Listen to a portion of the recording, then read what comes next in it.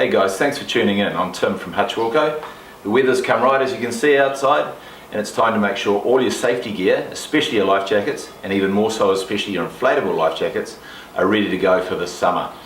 For a recreational boatie, that simply means all you need to do is self-test it, so that when you use it out on the water, you feel confident that when you pull the trigger, it's going to inflate and be good for you. Along with this video, we also have a self-inspection sheet available on our website, which will help you follow the simple steps to self-service your jacket. At Hutchwilco, we run the Super Comfort model in 3 versions. The manual with deck harness, and the auto with deck harness. During the video, we'll show you how to service all 3 models.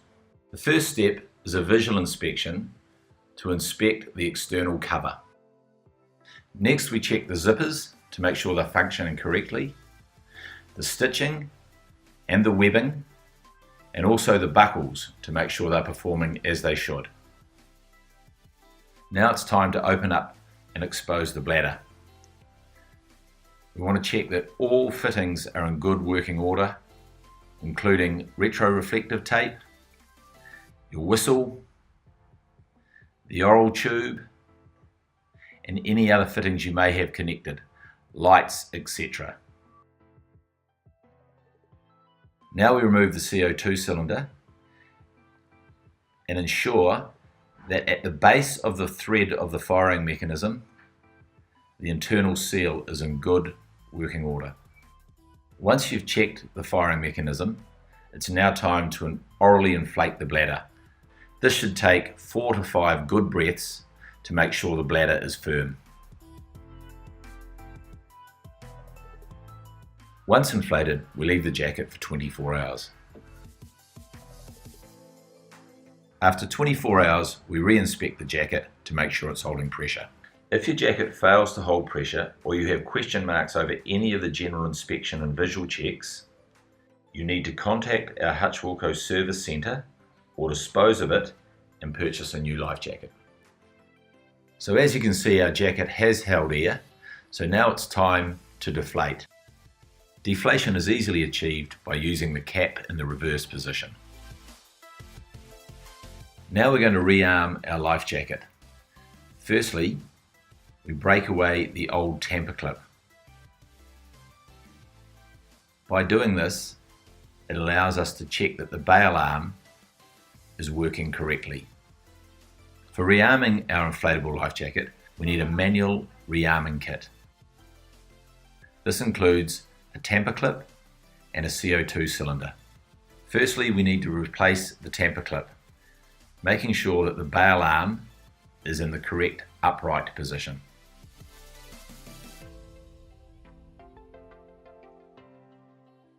With your rearming kit, you will receive a 33-gram cylinder. Double check that it hasn't been pierced. Remember to dispose of your old cylinder appropriately. With your new cylinder, we now screw that firmly into the firing mechanism.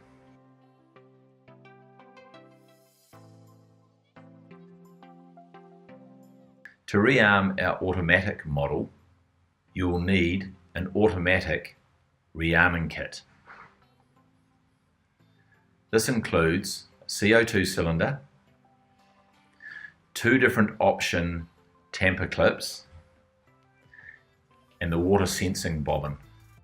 First thing we need to do is remove the old water sensing bobbin by unscrewing the transparent head anti-clockwise.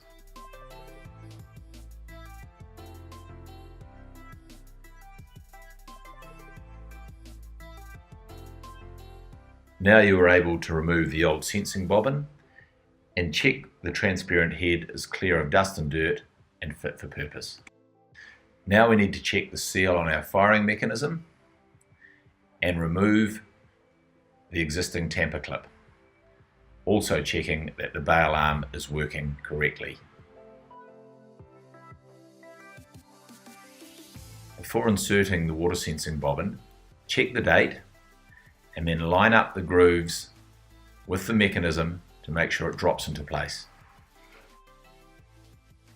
Now we replace the transparent head. Ensure the thread is not obstructed An automatic status indicator at the base of the transparent head is green.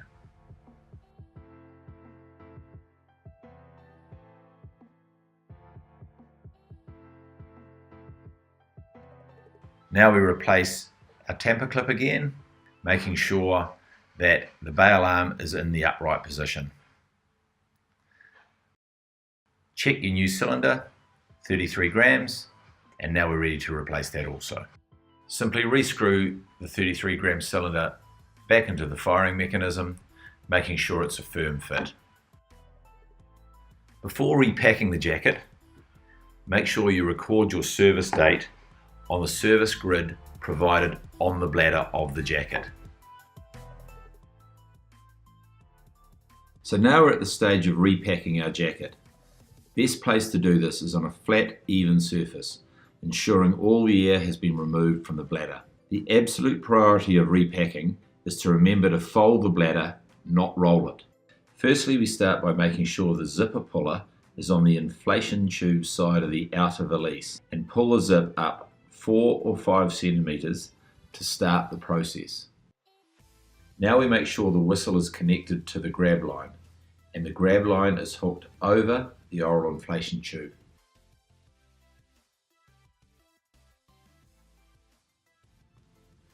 Time to start folding the bladder.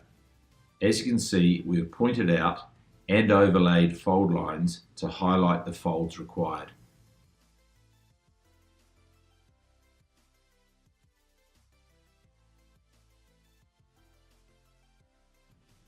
Remembering once folded, the bladder should be able to open outwards like a spring.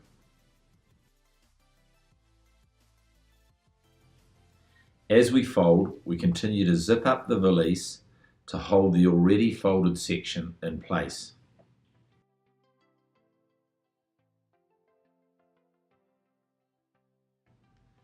At this stage, it's a good idea to position the jacket to make it easier to work with.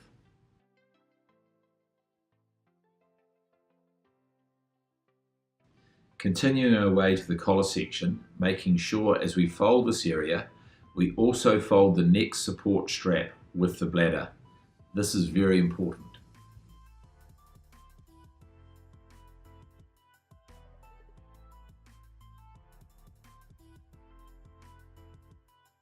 Continue to zip the jacket as you go to hold the bladder in place.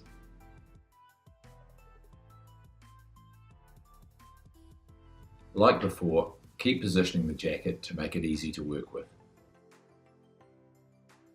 Once again, here are the overlaid fold lines as a guide.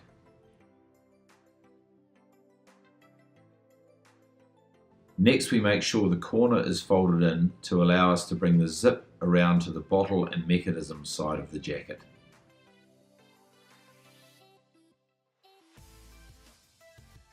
We're now on the home straight.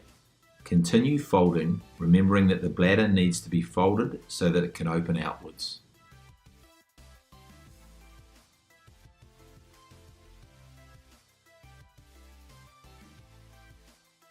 Zip and fold, making your way to the end.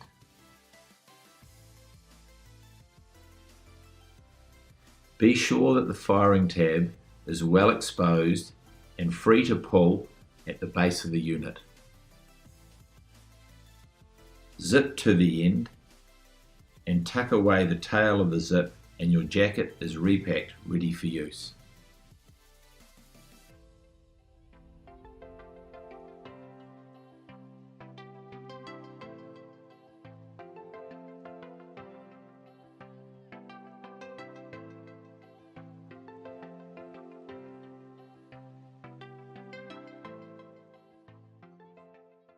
Thanks for tuning in, guys.